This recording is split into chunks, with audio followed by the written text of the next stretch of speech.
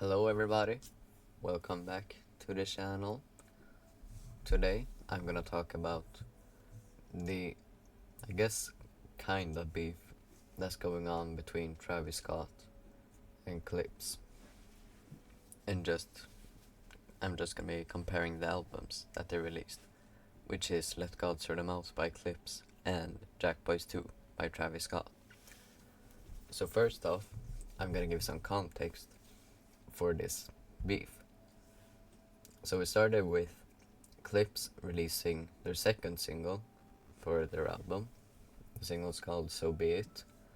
And in the last verse, Pusha T has some bars about Travis Scott, where he basically says Kylie Jenner, I think it was Kylie Jenner he was with, but his ex-wife, probably Kylie Jenner, didn't actually need him, and that Push has a video of him crying over the fact that she left him, and that he will not release it, but he's basically saying that he has the video.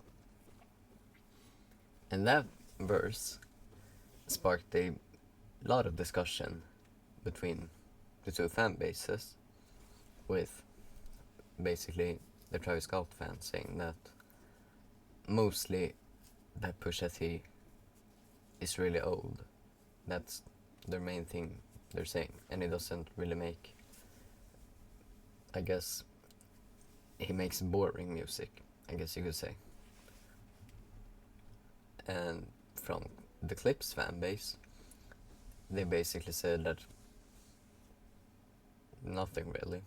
They didn't really say that much at this point, except like Travis Scott's kind of overrated. But after this verse, Pusha T went on an interview and said basically that Travis Scott is loyal to nobody, and that he, is not really that good of a person. So he said he's not loyal to anybody, he always switches sides, so he's not a good person. And then he went on another interview and called them a hoe. So Pusha T's very obviously tripling down on what he has to say about Travis Scott.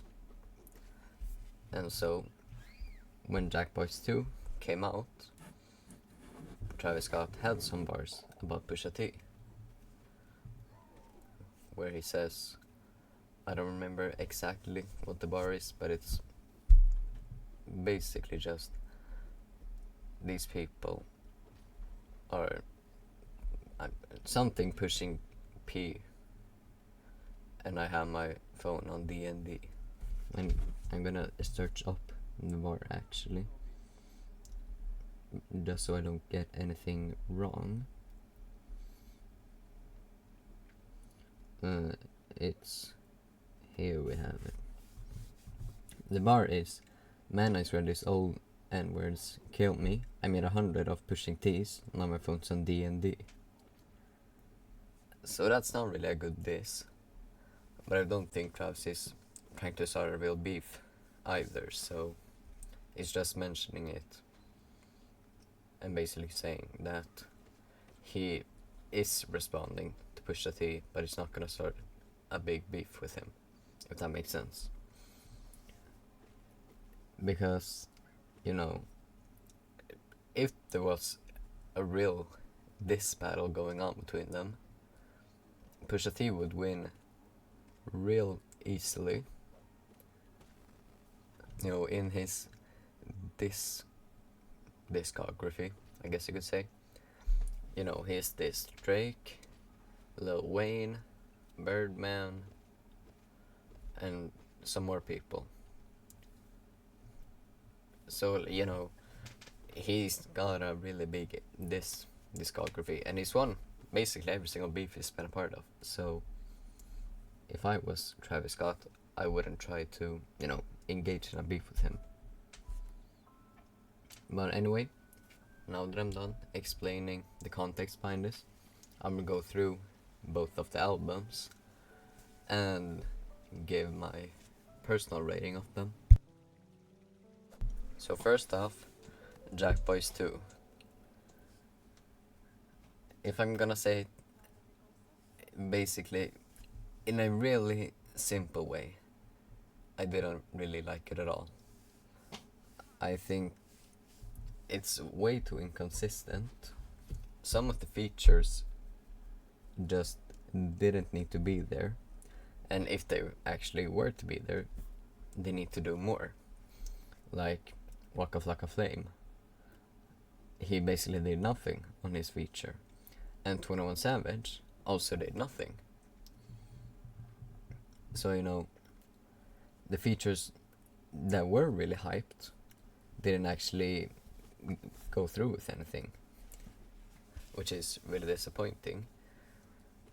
And I think a lot of the songs just are really boring. They don't have that real hit feeling that a lot of Travis Scott songs usually have. And I am saying Travis Scott songs because even though this is Jackboys 2, it's barely a Jackboys album. It's basically just a Travis Scott album, which is also disappointing because, at least me personally, I wanted some more of Jackboys and not just Travis Scott. So, overall, kind of disappointing project, but Champagne and Vacay was quite good though. I can't say that. So if you're gonna listen to any song of the album, listen to that one. And my overall rating of it will probably be about a 4 out of 10. Because there wasn't really any big songs that were really bad, but every single song was mid, except like Champagne and Vacay, which was pretty good. But anyway, now we're on to Let God Sort Them Out by Clipse. I can say this is definitely the album of the year right now, 100%.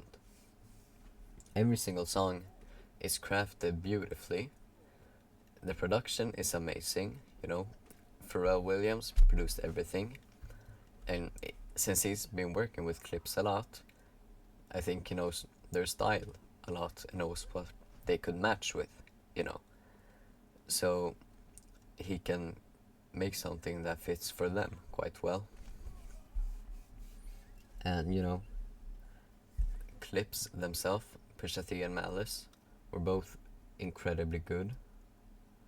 There's nothing more to say in there, and both were really good on the entire project, and all the features were amazing.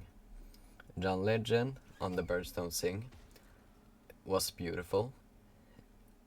Kendrick on Chains and Whips, incredibly good verse. And then Tyler on POV, he had, at least in my opinion, the best feature verse on the album.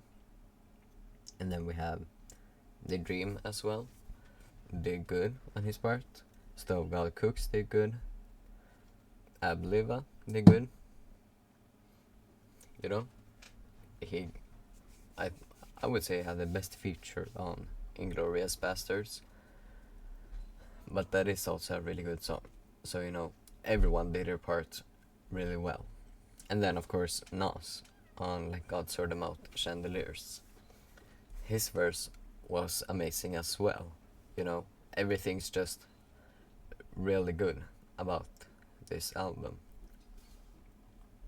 So for my rating on this one, I would have to give it between a 9 and 10 out of 10. I'm probably gonna have to listen to it a bit more before getting a fully final rating, I guess you can say.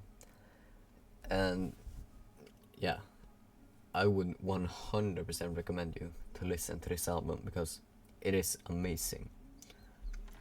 I'm just saying, from before this album came out, I didn't think they would have put to top Lord William and Hell Hath No Fury. But I think this is better than both of them.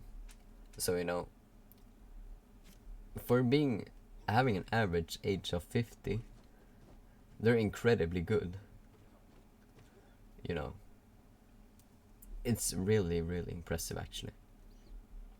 But yeah, that's all I have to say. Remember, if you liked the video, subscribe. That would mean a lot to me, you know. And yeah, that's all I have to say. Goodbye.